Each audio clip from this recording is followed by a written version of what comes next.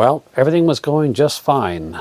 I happened to come out this morning and glanced underneath the truck, and I see a great big pool of red fluid. Guess what? We got a leaker. As it turns out, it's not that bad. It's just the old O-ring on the dipstick tube scenario. The difficult part is getting to it because of this one engine bolt where it's bolted to the back of the motor. That's a bit of a job to get to. Let me show you what I had to do. So for these Turbo 350 transmissions, the filler tube is right down in there. And yeah, the problem is the distributor is in the way. So I had to pull the distributor out to get to that one bolt. And that's where our tube goes in the transmission. You can see how it's all wet with fluid there. And there's the stuff that drained out once I pulled the tube out. But no matter, we'll get it figured out. Just an O-ring, and then we'll jam that back in and fill it up and check again and see if it's got any more leaks. So this is where things take a turn for the worse. I'm thinking, well, it's Saturday afternoon, things are closing up. I'm not going to get that O-ring till at least Monday. And I got to get things going here. I want to get working on the exhaust system, and I can't have all that transmission fluid underneath the truck, me floundering around under there with getting all this crap on me. I got to get moving. So what do? Right to the internet. I need a O-ring pronto. And there it is, from a major automotive supplier, $1.42. And I'm thinking, that's perfect. Let's do it. I got my credit card ready. I'm just about ready to tap. And I see the total. It's $31 with taxes and shipping. We ain't doing that. Right, I'll tell you right now, we're not doing that. Anyways, I took a minute to cool down and thought, well, okay, I gotta figure this out. So right into the house, onto the laptop, and I'm searching and searching, and all of a sudden I see it. 407-piece kit, under $30, delivered the next day. I can't believe it. And check it out, it's SAE, it's not metric. It's right up my alley. Look at this thing. Look at the case it comes in. Look at it. Oh, 407. Well, 406 now, but I only need one. I can sell these at $10 a piece, and that's being generous. And I'm going to make over $4,000 on this one case. All right, let's fix the transmission. Okay, we've got our new O-ring on here. And I did notice that this tube, which did not come with this truck and did not come with the transmission, so it was an afterthought, but it wasn't really fitting all that good. Maybe that's why it was leaking. I don't know. Anyways, I did manipulate it somewhat, and it's looking a lot better than it was. But just to be sure, we're going to put some sealer on here because these dipstick tubes have a habit of leaking over time, and I don't really trust it 100%. So we're going to put some sealer on it. We're going to stab it back in there, let it sit overnight, and then we'll see how it looks in the morning. All right, let's get to it. Just a quick update. We've got that tube put back in, and it's looking a lot better. We've got more clearance to the firewall now. Before it was kind of awkward to get to. That's looking really good. And we've got the bottom of it here in the transmission, and we've got some sealer on it. O-ring and sealer, so I'm hoping that's going to be better. And we'll see how that is in the morning. All right, catch you later. Well, it's a brand new day, folks, and we're getting back on the leaking dipstick scenario. Last night we got it all in there, and we put some sealer on it and a new O-ring. And let's hope that that's going to hold. So all we got left to do is put in the distributor, which I have over here on the bench.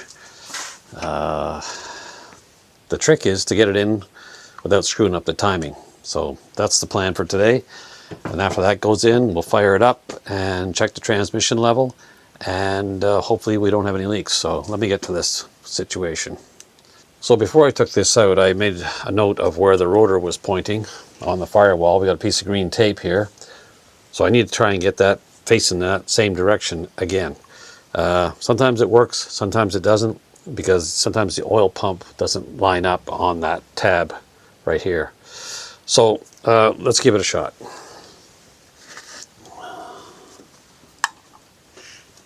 Oh, don't lose the gasket.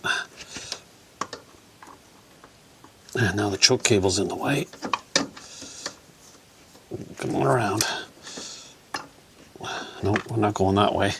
Let's go this way.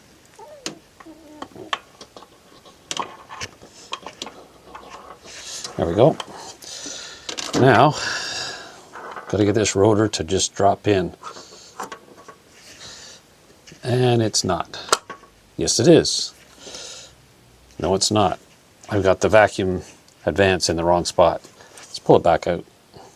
Spin it around. That's about where it should be. There, perhaps. Come on, old man. That's got to be it there. Now this is not a proper distributor wrench. I just sacrificed one of my other wrenches and just heated it up and bent it in the vise, and it's doing the same job. Okay, we're going to leave it just a little bit loose because we're going to have to reset the ignition timing. So that's pretty good right there. We'll put the cap back on, put all our vacuum lines on. See how that's going to fit now. Not quite the same. That's not bad. And then the vacuum advance will go on there, like so. Drop our distributor cap back on.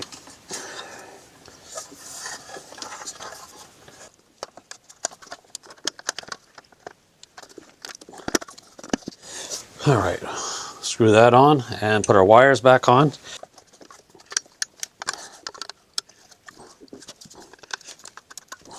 Yep.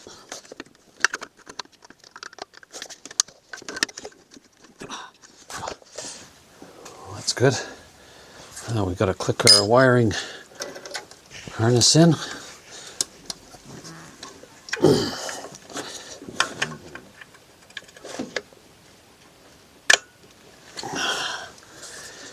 And now we need our wires. That's going to be a whole nother scenario. It is here. One. And number 8. Number 8. Where's number 8? Number 8. Right here. Number 8. Number 8. Number 8. And we want number 4. 2, 4. Right here. 4. And then we want 4, 3. Where's number 3? It's out here. Number 3. There it is. Number 3. Up over. Number 3. Go up right. Number 3. And 4, 3, 6. Number 6. Is this number 6? Sure is. And number 6. All right, things are looking good. Now we'll fire it up, readjust the transmission fluid level, and we got to set the ignition timing.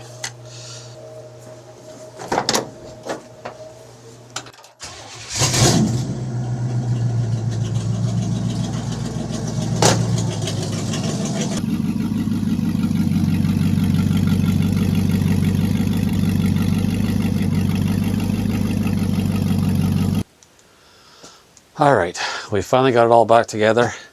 We got the timing set again. That's all good. And now we just got to wait and see if we have any leaks overnight. So what I did was put a piece of cardboard down in there, as you can see there. I think you can see it. Anyways, we're going to let that sit overnight, and we'll see if there's any drips tomorrow. But hopefully we got that problem solved, and time will tell.